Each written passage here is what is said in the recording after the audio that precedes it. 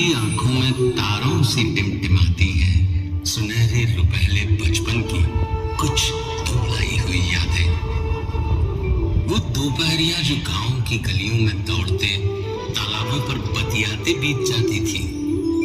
वो गांव की चौपालें जहां घंटों बोलते गपियाते बीत जाते थे, जहां खेतों में लहलहाती फसलें पनघट तक दौड़ती इतराती पगडंडियां कानों में रस घोलकर आज भी गुनगुनाती हैं। शहर की भागदौड़ से बचकर सरपट दौड़ती जिंदगी, जहां सुकून से थमकर सुस्ताती मुस्कुरा देती है।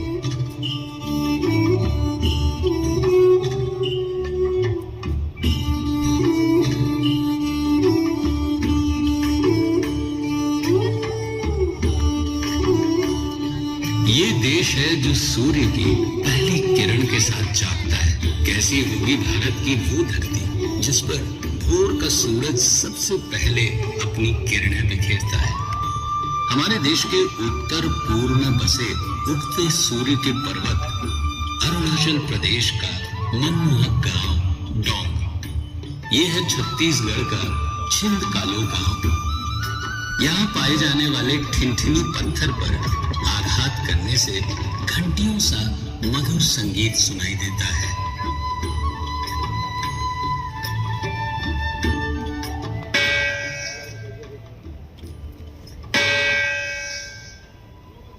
गुजरात प्रांत के होडका गांव के निवासियों की कलाकारी देखते ही बनती है, जो अपनी मिट्टी के घरों को सुंदर रंगों में रंग कर दीवारों को कांच और पैचवर्क जैसे बेल बूटों से सजाते हैं।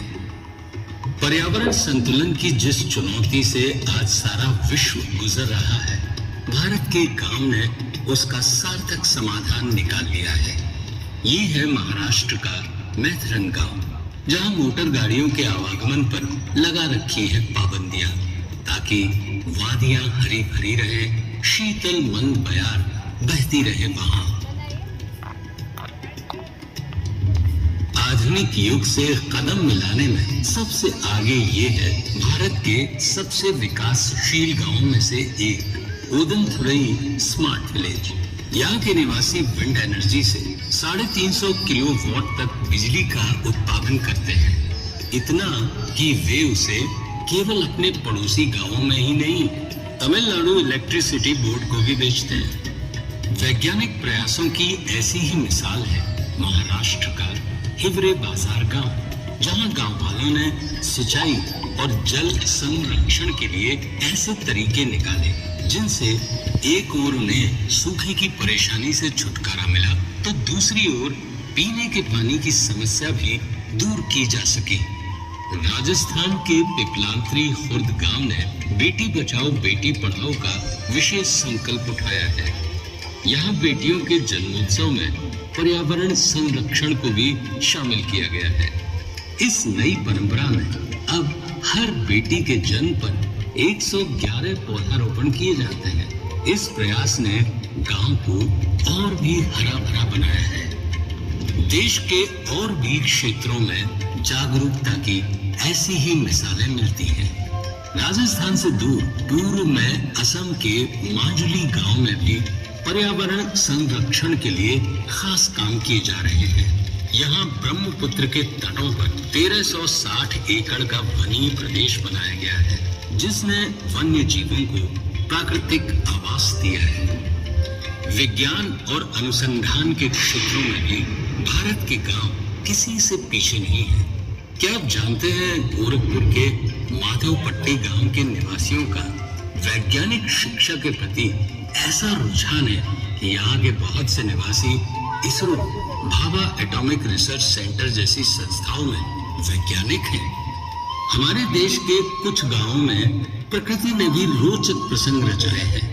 उत्तर प्रदेश में प्रयागराज के उमरी गांव में कई दशकों से जुड़वा बच्चे ही जन्म लेते हैं। पैदकर स्क्रोल पेंटिंग की आकर्षक कला किसे नहीं लुभाती। ये खूबसूरत कलाकारी झारखंड के अमादुबी गांव के परिवारों का परिचय है। इस कला ने युगों पुरानी पौराणिक कथाओं को संजोकर संरक्षण दिया है। जिसमें गांव की संस्कृति, कला और परंपरा का समावेश झलकता है। मेघालय के कोंगथोंग गांव की बात ही निराली है। व्हिस्लिंग विलेज नाम से मशहूर इस गांव की माएं अपने बच्चों को पुकारने के लिए एक खास धुन बनाती हैं। बच्चों के नाम की ही तरह ये धुन भी उनकी पहचान बन जाती है। भारत की युगों पुरानी वास्तुकला में हर युग की अपनी विशेषता है। हिमाचल के गिरली गांव में अलग अलग दौर की वास्तुकला का अद्भुत संगम मिलता है। पुर्तगाली हो या इटालियन, इस्लामिक हो या राजस्थानी, स्थापत्य कला के बेजोड़ नमूने इस गांव में एक साथ देखने को मिलते हैं। उड़ीसा के पट्टचित्र इस कला प्रेमी को नहीं लुभाते। यहाँ रघुराजपुर गांव का हर घर, हर परिवार इस कला में महारत रखता है, जिनकी कला आज सारे विश्व में विख्यात है। रामायण, महाभारत, गीत गोविंदम आदि की पौराणिक कहानियां इन चित्रकलाओं में सजीव हो उठती हैं। धातु विज्ञान में भारत युगों युगों से पारंगत है। इसकी मनभावन झलक छत्तीसगढ़ के रायगढ़ में एकताल गांव में मिलती है। यहाँ की डोकरा कलाकृतियां पूरे संसार में प्रसिद्ध हैं।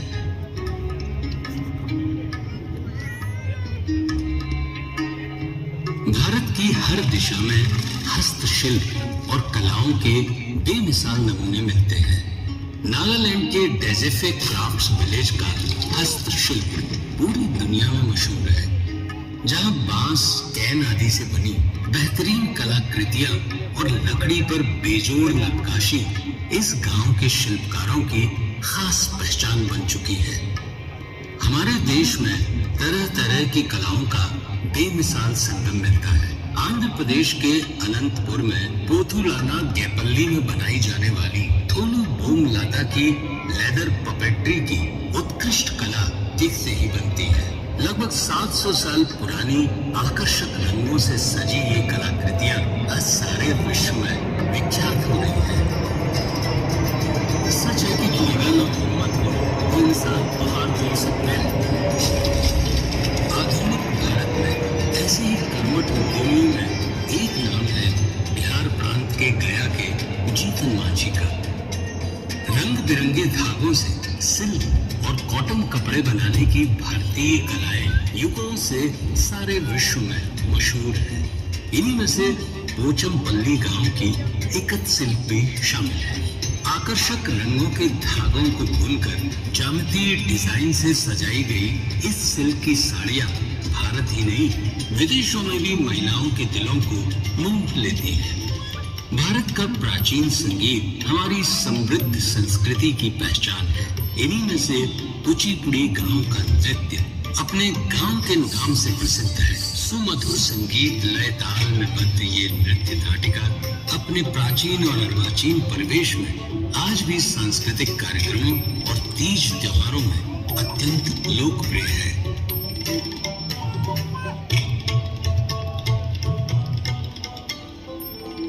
रंगों का त्योहार उत्सव धर्मी इस देश की खूबसूरत पहचान है। क्या आप जानते हैं यही एक गांव ऐसा भी है जहां होली में रंगों और हंसी ठिठोली के साथ लठ भी बरसते हैं। उत्तर प्रदेश के बरसाना गांव की मान मनोहार से भरी ये अनूठी होली दूर दूर तक मशहूर है। हम कहीं भी क्यों न पहुंच जाए, बड़े बड़े शहरों या दुनिया के किसी भी कोने में क्यों न बच जाए, अगर हमने अपने गांव को जिया है तो हमारा गांव हमारे भीतर से कभी नहीं निकलता है। वो हमारी रगों में बस जाता है, वो हमारी सोच में हमेशा रहता है। हम इसलिए कहते हैं कि भारत की आत्मा गांव में बसती है, क्योंकि गांव हमारी आत्माओं में बसता है।